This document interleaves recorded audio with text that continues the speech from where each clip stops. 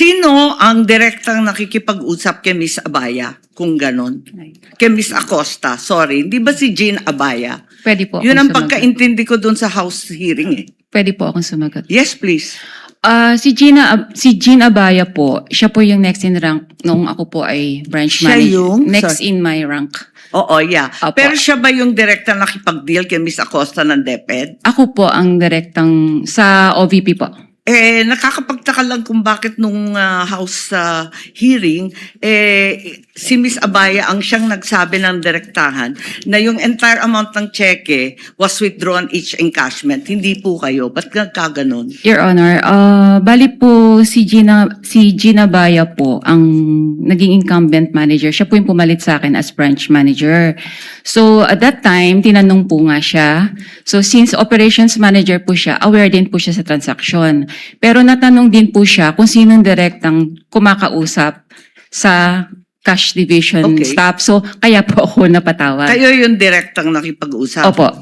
Kahit siya ang nag-attest na talagang buong amount ang withdraw. Ganun ba Aware yun? naman po siya sa mga transactions din po sa branch. Okay, maliban doon, Ms. Constantino, nung House Blue Ribbon, narinig ko, nung tinanong ni Congressman Luistro, sino ang nag-withdraw ng pera at linagay sa mga bag, nung una, sabi niyo, you didn't recall.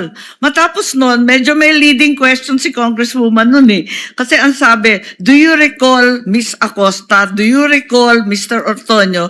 Bigla ninyong naalala si Miss Acosta at si Mr. Ortonio. Tama ba yun? Ba't nagkaganon? Nung una, hindi ninyo maalala. Pagkatapos noon, naalala na ninyo. Pwede ko Ano po ba talaga ang naaalala ninyo? Para klaro tayo. Pwede po ba nating balikan po kung yung transcript po talaga? Kasi baka po, mamaya, baka lang po, I'm sorry, may iba pong issue before. Tapos po natanong ako kung bakit ko po kilala yung dalawa. So baka po may iba Kasi pa nung pong una, story up behind. tinatanong, kung nare-recall ninyo, sino naglagay ng pera sa mga bag? Sabi po ninyo na hindi ninyo maalala. Tama ba yun? Ang pagkakaalala Kindly ko po, wind up. ang pagkakaalala ko, Marcos. sorry po.